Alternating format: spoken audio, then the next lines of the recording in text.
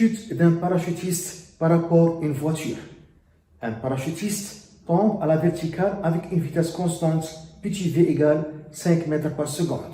Une voiture se déplace selon un mouvement rectiligne uniforme à la vitesse grand V égale 36 km par heure, passant à la verticale de chute du parachutiste d'une hauteur h égale 10 mètres à la date t égale à 0. On associe au référentiel lié au sol le repère ROXZ et au référentiel lié à la voiture le repère R'O'X'Z'. 1. À quelle date le parachutiste touche-t-il le sol? 2. Quelle est la trajectoire du parachutiste par rapport au référentiel lié à la voiture? 1. La date d'arrivée du parachutiste au sol.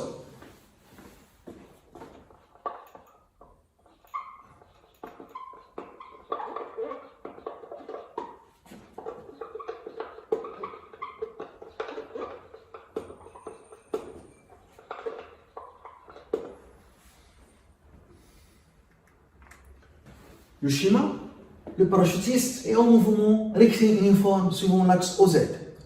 La voiture est en mouvement rectiligne uniforme suivant l'axe OX. Le repère OXZ lié au sol est fixe et le repère O'X'Z' lié à la voiture est mobile. À la date t égale à 0, les deux repères sont confondus. Et à sa date t égale à 0, le parachutiste se trouve à une hauteur h au-dessus de la voiture. Et le parachutiste et la voiture ont la même abscisse dont les deux repères x égale x' est égal à 0. Et le parachutiste a la même ordonnée dont les deux repères z est égal à z' est égal à h. À la date t1, l'abscisse de la voiture est x et l'abscisse du parachutiste est x'. X est positif pour l'axe OX. L'abscisse x' est négative pour l'axe O'X'. Et à sa date T1, le parachutiste a la même ordonnée dont les deux repères z est égal à z'. À la date T2, la voiture parcourt la distance x et le parachutiste arrive au sol. À la date T2, le parachutiste et la voiture ont la même ordonnée z est égal à z' est égal à 0. Pour déterminer la date T2 d'arrivée du parachutiste au sol, on utilise l'équation horaire de mouvement rectiligne uniforme. Le mouvement du parachutiste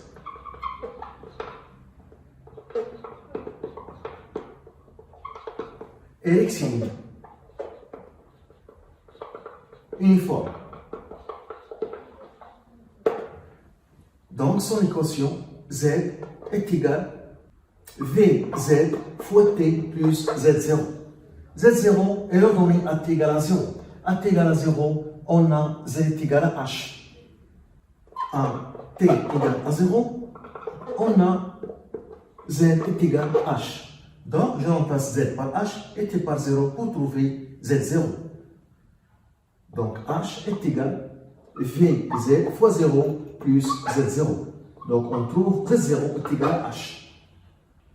On a le vecteur vitesse de parachutiste petit v est égal à la coordonnée Vz du vecteur vitesse v, vecteur unitaire k. On voit que le vecteur vitesse petit v du parachutiste et le vecteur unitaire k ont des sens opposés. Donc Vz est négatif. Vz est négatif. Donc Vz est égal à moins V. V, c'est le module positif. Donc l'équation horaire devient Z est égal à moins V fois T plus H. Ici, petit v pour le parachutiste et grand V pour la voiture. C'est l'équation horaire de mouvement du parachutiste dans le repère R. Lorsque le parachutiste arrive au sol, on a Z égal à 0. Voilà, lorsque le parachutiste arrive au sol, on a Z est égal à 0. On a Z est égal à 0 à la date T2.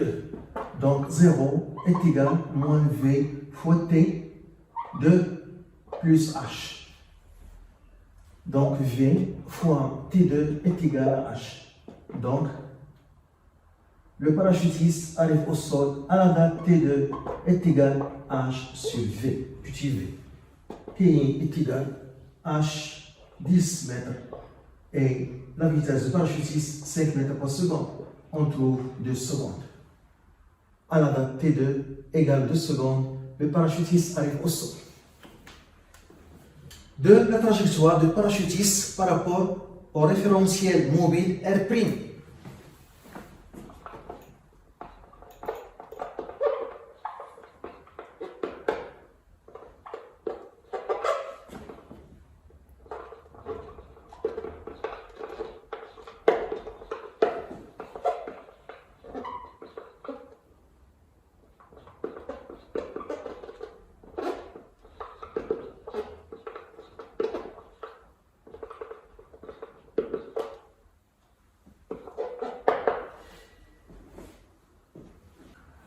On a l'équation horaire de mouvement de parachutiste dont le référentiel R fixe Z est égal à moins V fois T petit v fois T plus H.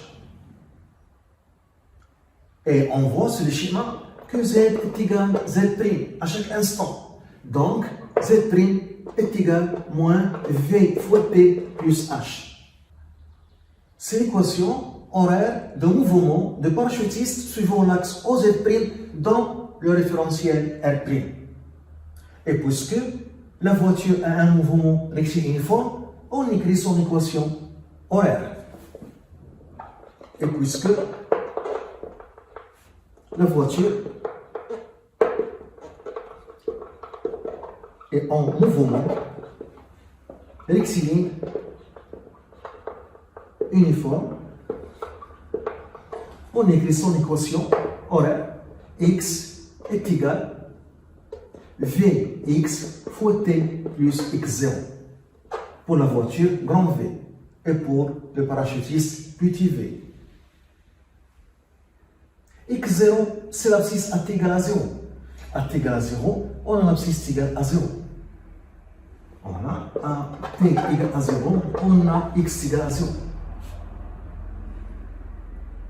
Donc je remplace ici x par 0 et t par 0. Donc 0 est égal à Vx fois 0 plus x0. Donc on trouve x0 est égal à 0. Le vecteur de vitesse grand V de la voiture, dont ce repère s'écrit Vx, la coordonnée Vx, vecteur unitaire I. On voit sur le schéma que le vecteur de vitesse V et le vecteur unitaire I ont le même sens. Donc la coordonnée Vx est positive. Donc la coordonnée Vx est égale à V est positif. Donc l'équation horaire devient de la voiture x est égal à V fois T. Ça, c'est l'équation horaire de mouvement de la voiture dans le repère OX, OZ. On remarque, d'après ce schéma, que x' est égal à moins x. Car x est positif et mesuré suivant l'axe OX et x' est négatif et mesuré suivant l'axe O'X'. Donc x' est égal à moins v fois t. On a cette équation et on a la deuxième équation. Z' est égal à moins v fois t plus h. Ici grand V pour la voiture, petit v pour le parachutiste. À partir de ces deux équations, on trouve l'équation de la trajectoire. On tire t de la première équation et je remplace dans la deuxième. Donc, la première équation dont t est égal à moins exprime sur V, grand V. Et je remplace ici T par cette expression. Donc, Z' est égal moins V, petit v pour le parachutiste. Je remplace T par son expression moins x' sur grand V, la vitesse de la voiture, plus H. Donc, Z' est égal petit v sur grand V fois x' plus H. C'est l'équation de la trajectoire du parachutiste dont le référentiel mobile O', X', Z'. Et c'est une équation d'une droite. Donc la trajectoire du parachutiste par rapport au référentiel mobile O', X', Z' est une droite qui a pour coefficient directeur petit v sur grand V et H s'ils sont ordonnés à l'origine. Grand V, c'est 36 km par heure en mètres par seconde.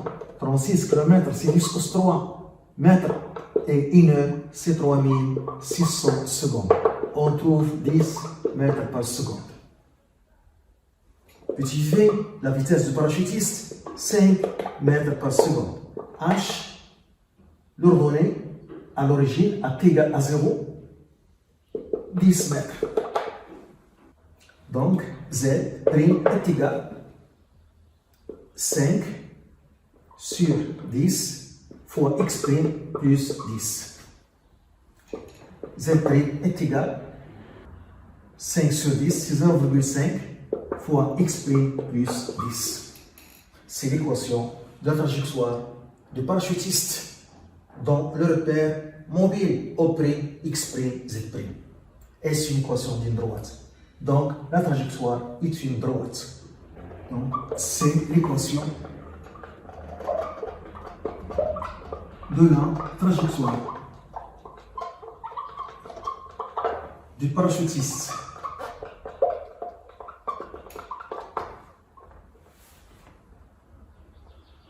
Dont le référentiel RP. On choisit deux points pour tracer cette droite. Pour x' est égal à 0, on trouve z' égal 10 mètres. Pour z' est égal à 0, on trouve x' égal. Z' est égal à 0, x' est égal moins 10 sur 0,5, moins 20. Moins 20 mètres. Donc, le premier point, x' est égal à 0, z' est égal à 10 mètres, se trouve ici. Le deuxième point, z' est égal à 0 et x' est égal à moins 20, se trouve ici. Donc, la trajectoire est une droite qui passe par ces deux points. Et le vecteur vitesse tangent à la trajectoire. Et comme ça. V', le vecteur vitesse par rapport au référentiel mobile O', X', Z'. Toujours le vecteur vitesse est tangent à la trajectoire. Le vecteur vitesse du parachutiste par rapport au référentiel fixe lié au sol, c'est petit v. Le vecteur vitesse de référentiel mobile lié à la voiture, grand V. Et la vitesse du parachutiste par rapport au référentiel mobile O', X', Z', elle est comme ça, inclinée. Suivant la trajectoire. Toujours, le vecteur vitesse est tangent à la trajectoire. Et la trajectoire de parachutiste dans le référentiel fixe OX, OZ est verticale. La trajectoire du parachutiste dont le référentiel R est vertical. Donc, on a montré ici que la trajectoire de mouvement dépend du référentiel. La trajectoire de mouvement dépend du référentiel.